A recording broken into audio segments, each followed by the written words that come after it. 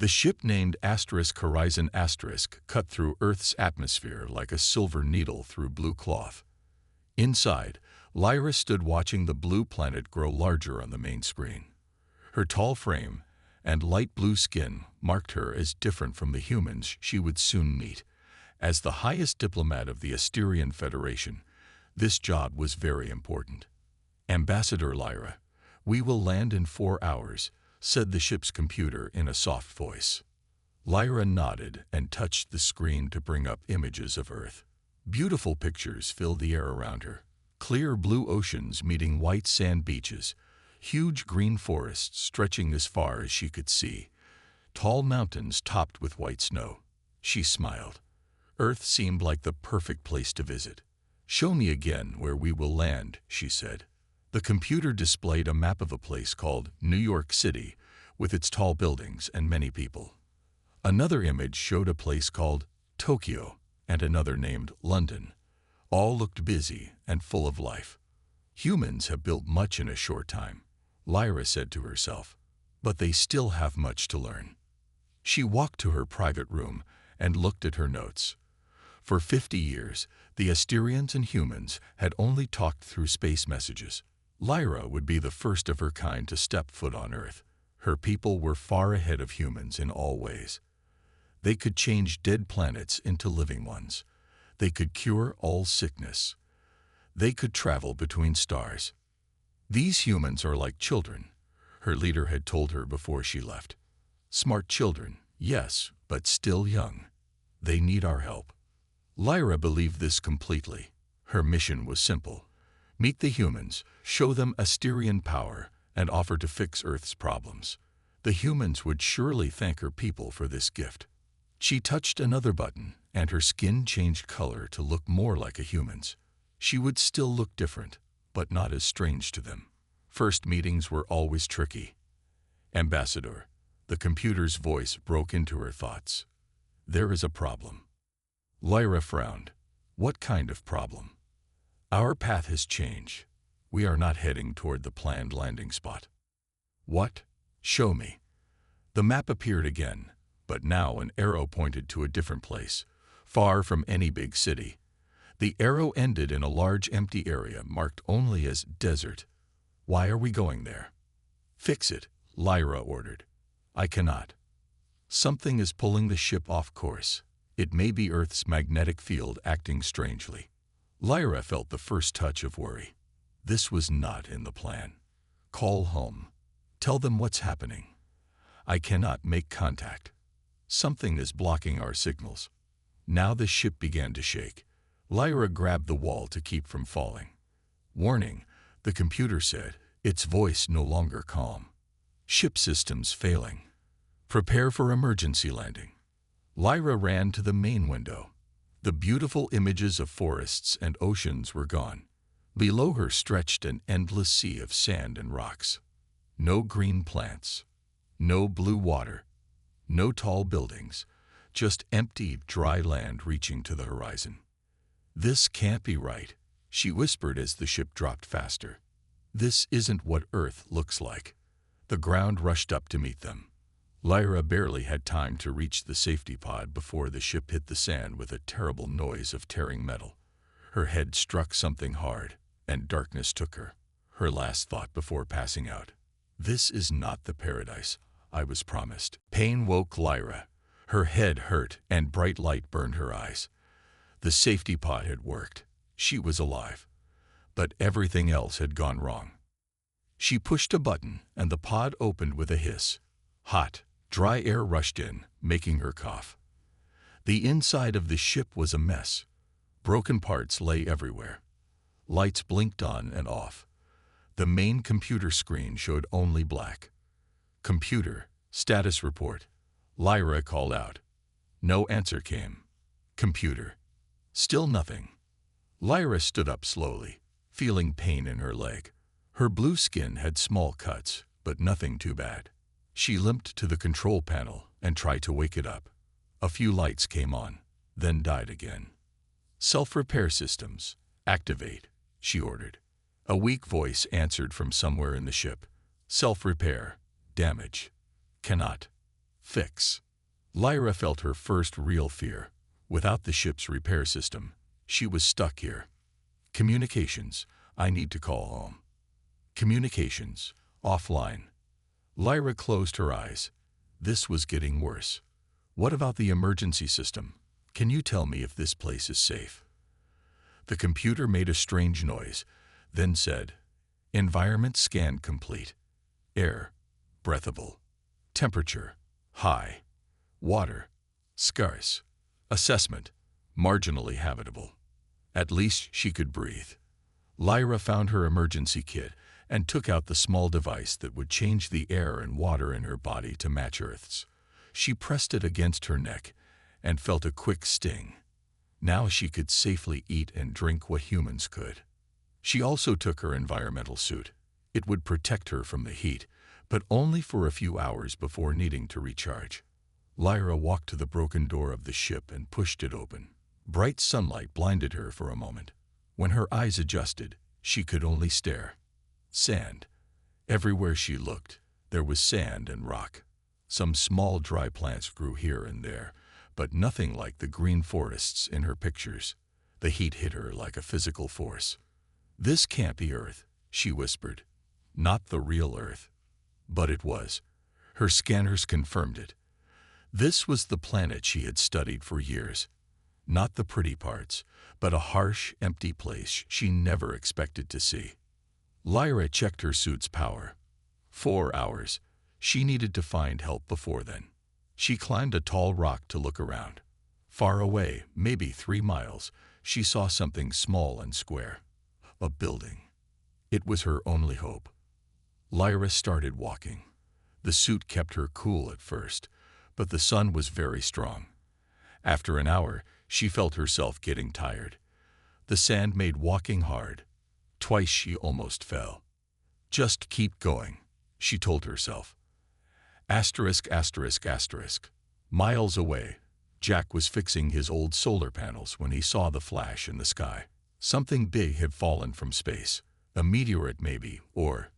He grabbed his old binoculars and looked. Not a meteorite. A ship. A ship that didn't look like anything built on Earth. Well, I'll be damned, he said to himself. Jack wasn't one to get involved in other people's business. That's why he lived out here, away from everyone. But curiosity got the better of him. He kept watching through his binoculars and hours later saw something moving toward his cabin. A person, but walking strangely. Not walking like someone who knew the desert. Fools going to die out there, he muttered. He told himself to stay put. Not his problem. But when the figure stumbled and fell, not getting back up, Jack cursed and grabbed his water bottle and hat. 30 minutes later, he reached the strange person. Definitely not human. Blue-tinted skin, strange clothes that seemed to glow. Some kind of alien. The alien woman was burning with heat, her strange suit making beeping noises, nearly dead from the heat. This is why you don't go walking in the desert at noon, Jack said, pouring water on a cloth and putting it on her neck. He lifted her onto his shoulders. She wasn't heavy, at least. As he carried her back to his cabin, he wondered what kind of mess he was getting himself into. The alien suddenly jerked awake as they neared his cabin, her strange eyes wide with fear. Easy now, Jack said. You're safe. But the look in her eyes told him she didn't feel safe at all. Not with him. Not in this place. Not in the desert that had nearly killed her. Lyra woke up on a hard bed in a small room. For a moment, she didn't know where she was. Then she remembered. The crash, the desert, the human who found her. She sat up quickly. Her head hurt, but she could think clearly now. She was in some kind of simple house. The walls were made of rough wood. The floor was bare. A small window showed the desert outside. This is a home, she whispered.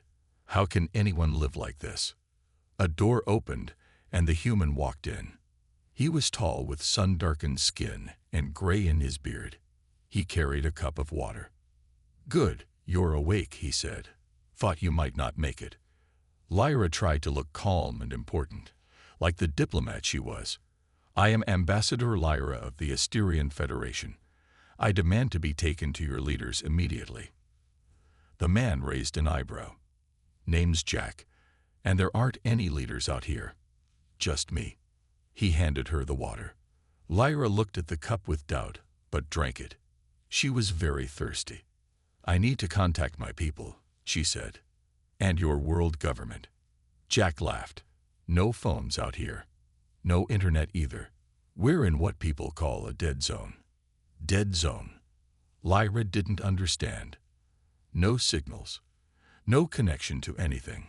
Jack sat in an old chair. "Nearest neighbor is 50 miles that way. Nearest town, about 100 miles the other way." Lyra felt panic rising. "But I must contact. My truck needs fixing." Jack cut her off. "Won't be ready for a few days. Until then, you're stuck here." Lyra looked around the small room again. No advanced technology. No food machines. No clean water systems. Just basic, primitive things. "This is barbaric," she said. "How do you survive here?" Jack seemed not to care about her opinion. "Same way humans have survived for thousands of years.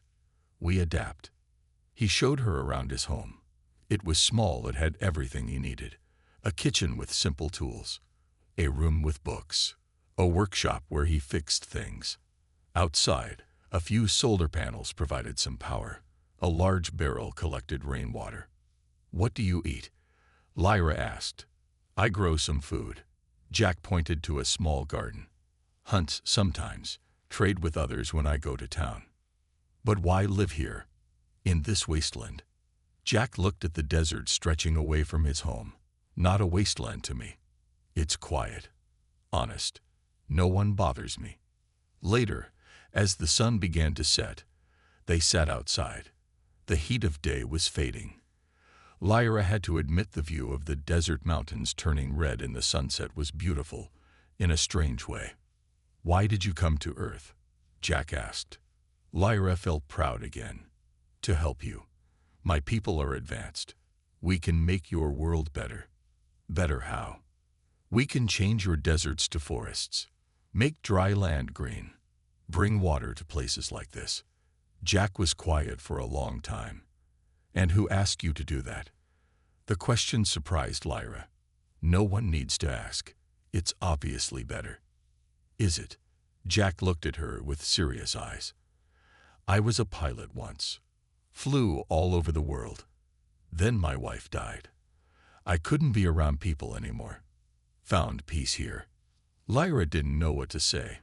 This simple human had depth she hadn't expected. Suddenly, Jack stood up. "Storm's coming." Lyra looked where he pointed. A huge wall of dust was moving toward them. "A big one," Jack said. "We need to secure everything." He handed her some tools. "If you want to survive here, you'll have to help." Lyra stared at the approaching wall of dust. She had come to change Earth. Now she had to learn how to survive it. The desert, it seemed, had plans of its own. The dust storm hit like a giant hand. Wind screamed around Jack's small house.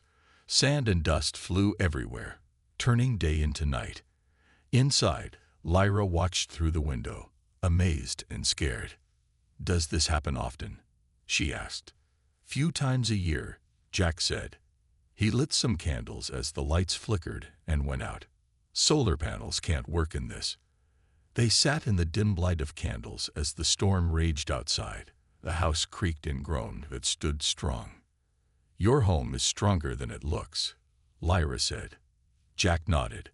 "Had to be. Built it myself." The storm lasted all night. Lyra couldn't sleep with the noise, so Jack told her stories about the desert. He knew every plant, every animal, and how they all survived in this harsh place. "Everything here has adapted," he explained. "Plants store water for years. Animals hide during the day and come out at night when it's cooler." Lyra thought about her people's plans for Earth. "On my world, we change places like this. We bring in new plants and animals that make the land green." Jack frowned. "Sounds like you introduce invasive species." "Invasive?" Lyra didn't know the word. Species that don't belong. They often kill what's already there. Jack's voice grew serious. Humans have done that too. Brought rabbits to Australia, kudzu to America. Always ends badly. Lyra had never thought of it that way.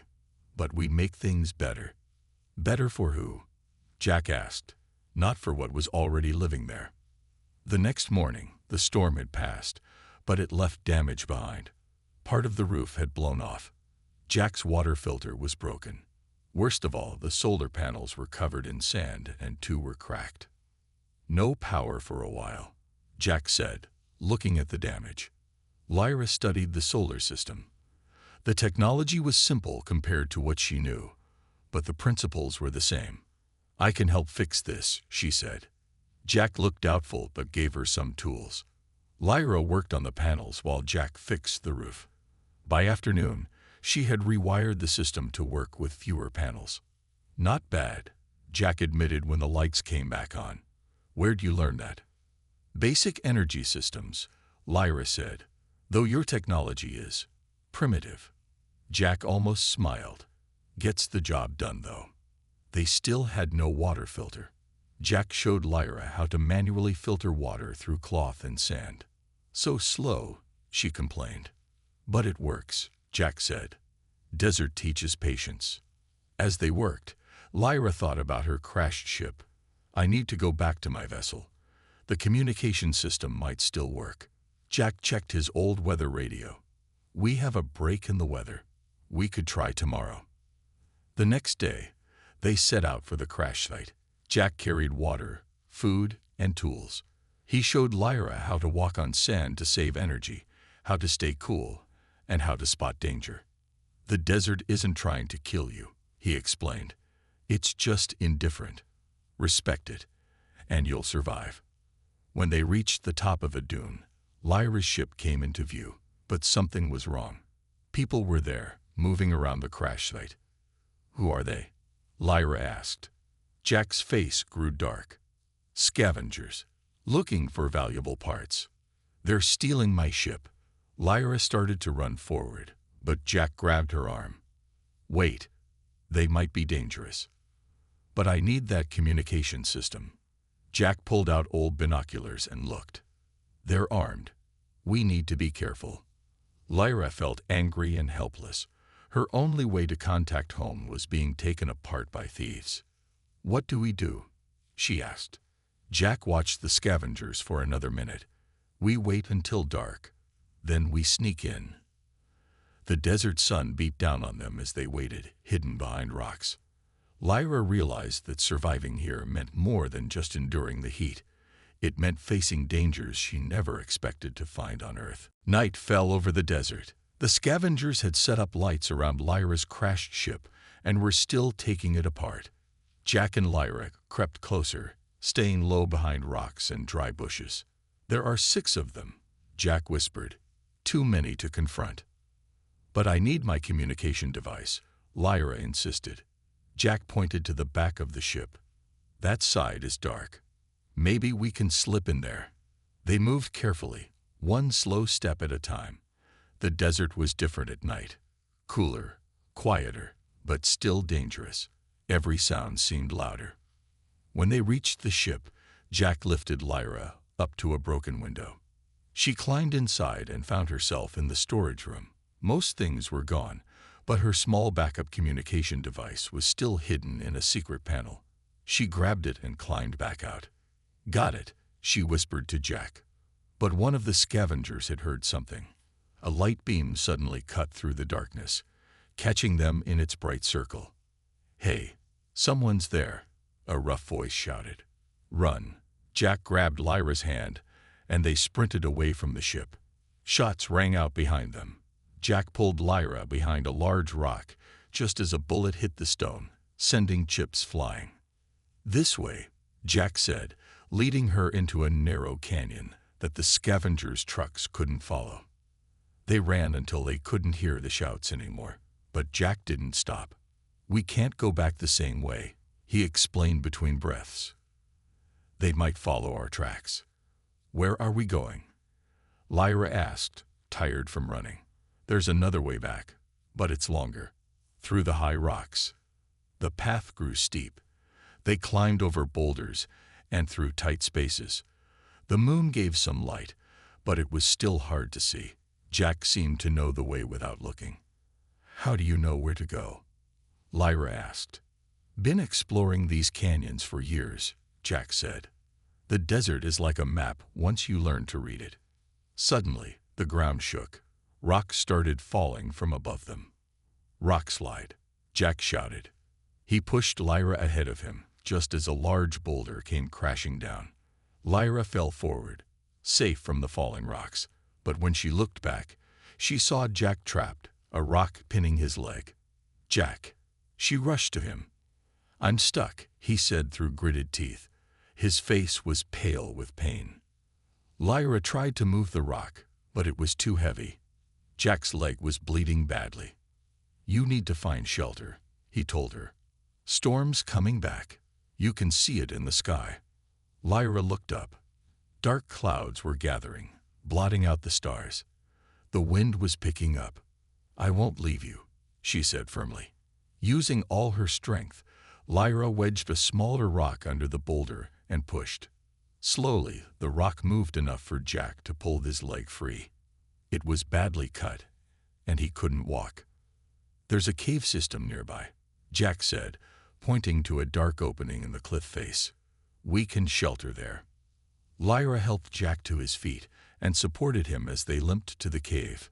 Inside, it was dry and safe from the wind that was now howling outside. Lyra tore strips from her clothes to bandage Jack's leg. As she worked, she noticed marks on the cave walls. Drawings of animals and people made long ago. "What are these?" she asked. Jack looked at the ancient pictures. "Petroglyphs, made by humans who lived here thousands of years ago. Humans lived in this harsh place that long ago." Lyra was surprised. They didn't just live, they thrived. Jack touched one of the drawings. They understood the desert, respected it, learned its secrets. Lyra stared at the drawings of people hunting, gathering water, dancing under the sun. "My people think we know so much," she said quietly. "We think we can make any world better by changing it to match our ideas." Outside, the storm raged, but inside the cave, Lyra felt something changing in her mind. The desert wasn't empty or worthless. It was ancient, full of life that had learned to adapt rather than fight against nature. "Your leg is getting worse," she said, noticing Jack's face growing paler. "We need to get you real help." Jack nodded weakly. "Next valley over, there's a ranger station. But in this storm..." Lyra looked at her communication device. "Maybe I can use this to make a signal, not to space, but to somewhere closer." As Jack's eyes closed from pain and exhaustion, Lyra began to work.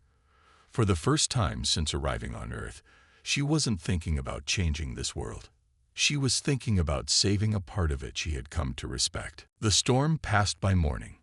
Lyra had worked all night, taking parts from her communication device and her suit to make a strong emergency signal. As the sun rose, she activated it. A high-pitched sound filled the air. Jack was awake but very weak. His leg was swollen and hot with infection. "The signal is working," Lyra told him. "Someone will find us." "If anyone's listening," Jack said, his voice rough. Lyra checked his bandages. "Why do you live out here alone, away from help?" Jack was quiet for a moment. "After my wife died, nothing made sense. Cities, people, noise. It all seemed fake. Out here, things are real. Life, death, survival. But it's so hard," Lyra said. "That's the point." Jack closed his eyes. "Hard things have value." 3 hours later, they heard the sound of a helicopter. Lyra helped Jack out of the cave and waved her arms. The helicopter spotted them and landed nearby, kicking up clouds of dust. 2 rescue workers jumped out and ran to them. They were surprised to see Lyra wasn't human but focused on helping Jack. "His leg is badly injured," Lyra explained. "He needs medical help." They carefully moved Jack into the helicopter. Lyra climbed in too, still holding her signal device. "You're the alien, aren't you?" one rescuer asked. "Everyone's been looking for you since your ship crashed." Lyra nodded. "Yes, I am Ambassador Lyra." At the hospital in a small desert town, doctors took Jack away for treatment. Lyra waited nervously. A woman with dark hair and kind eyes approached her. "I'm Dr. Maria," she said. "Your friend will be okay. We're giving him medicine for the infection." "He saved my life," Lyra said. "Twice." Dr. Maria smiled. "The desert teaches us to help each other. My people have lived here for thousands of years." "Your people?" Lyra asked. "Indigenous to this land," Maria explained. "We see the desert not as empty but full of life and wisdom." Before they could talk more, men in dark suits entered the waiting room. Government agents. They asked Lyra many questions about her ship, her people, and why she came to Earth. "We've been trying to find you since the crash," one agent said. "Your ship landing was detected by our systems." Lyra tried to remember her diplomatic training. But after days in the desert with Jack, official words seemed hollow. "My people want to help Earth," she said. "We plan to change your deserts, your wild places, to make them more like our world." "Change them how?" a woman agent asked sharply. "New plants, new animals, systems to bring water. Make green where there is brown." The agents looked concerned. "That could be very dangerous to our ecosystems." Later, when the questioning ended, Lyra was allowed to see Jack. He looked better, with color back in his face. "They fixed you," she said, smiling. "Modern medicine has its uses," Jack admitted, "though I'll be back in my cabin as soon as they let me." "The government agents know about my people's plans," Lyra told him. "They don't seem happy about it. Would you be, if strangers came to change your home without asking?" Lyra thought about this. "I'm not sure our plan is right anymore." A nurse came in with news. "Ambassador, your people have made contact. They picked up your emergency signal. They're sending someone to get you tomorrow." Lyra felt strange. A few days ago, this would have been wonderful news. Now she wasn't sure what to feel. That evening, Dr. Maria took Lyra outside the hospital. A rare desert rain had fallen, and something amazing was happening. "Watch," Maria said, pointing to the ground. Small green shoots were pushing up through the sand, and tiny flowers were opening everywhere, turning the brown desert into a carpet of colors. "Desert plants wait years for this moment," Maria explained. "They're patient. They adapt. They don't fight the desert. They become part of it." Lyra stared at the beautiful scene. "I never knew," she whispered. As the sun set over the blooming desert, Lyra made a decision about what she would tell her people when they arrived. 1 month later, Lyra stood before a room full of important people. Earth leaders sat on one side of the large table. Asterian officials sat on the other. Everyone was waiting for her to speak. The Asterian ship had arrived the day after her rescue. Her people were shocked to find her defending Earth's deserts instead of preparing them for change. Now, after many meetings, it was time for her final recommendation. "I came to Earth with plans to make it better," Lyra began. "To change your deserts into forests. To bring water where there is none. To make Earth more like our worlds." The Asterian officials nodded. This was their plan all along. "But I was wrong," Lyra continued. The room grew quiet. The Asterians looked surprised. "I crashed in what I thought was an empty, worthless place," Lyra said. "But the desert taught me something important. It is not empty. It is full of life that has learned to survive in its own way." She showed pictures on a large screen. Desert plants with deep roots. Animals that needed little water. Ancient human art carved in stone. "If we change these places, we destroy something rare and valuable," she said. "We would harm a balance that took millions of years to create." The head Asterian, mentor, looked unhappy. "But our plan would make Earth more productive. More like our world," Lyra corrected. "But Earth is not our world. Its different places are valuable because they are different. She proposed a new plan. Asterians and humans would share knowledge, but Earth would stay under human control. No terraforming, no introduced species. Instead, both races would learn from each other. The meeting lasted hours. The Asterians argued hard against Lyra's new plan, but the Earth leaders supported her. In the end, a modified agreement was reached. Earth would remain as it was, with only small, careful changes allowed. 1 year later, Lyra returned to the desert. She was now the head of a scientific team studying Earth's diverse environments. Her ship landed properly this time, at a small research station near Jack's cabin. Jack was waiting when she arrived. His leg had healed well, though he walked with a slight limp. "Welcome back, Ambassador," he said with a small smile. "Just Lyra now," she corrected him. "I'm a scientist, not a diplomat." Jack showed her the changes in the year she'd been gone. The desert had gone through dry times and wet times. Plants had bloomed and then returned to sleep. Life continued in its careful balance. "My people have changed their approach on 12 other worlds because of what I learned here," Lyra told him as they hiked to a high point overlooking the desert. "We preserve unique environments now, instead of making everything the same." Jack nodded. Took a crash landing to teach that lesson. They reached the top of a tall rock as the sun began to set. The desert glowed red and gold. In the distance, Lyra could see her crashed ship, now part of the landscape like an odd metal hill. "Will you go back home someday?" Jack asked. Lyra watched an eagle circle overhead. "This is my work now, understanding different worlds, not changing them. I'll visit home, but I'll always return." As stars began to appear in the desert sky, Lyra thought about her journey. She had come expecting paradise and found a harsh, difficult place instead. But the desert had taught her to see beauty in survival, in adaptation, in difference. "You know," she said quietly, "on my world, we have a saying, 'Perfect gardens die in the first storm.' I never understood it until now." Jack nodded. The desert doesn't promise easy living. It promises truth. They stood in silence as the last light faded. Above them, stars filled the sky, more than Lyra had ever seen from her city-filled world. "She came to Earth expecting paradise," Jack said with a smile. "But the desert had other plans." Lyra laughed. "Better plans, as it turns out." Together, they walked back toward the lights of the research station, two beings from different worlds, united by respect for a place that gave nothing easily, but offered wisdom to those willing to learn.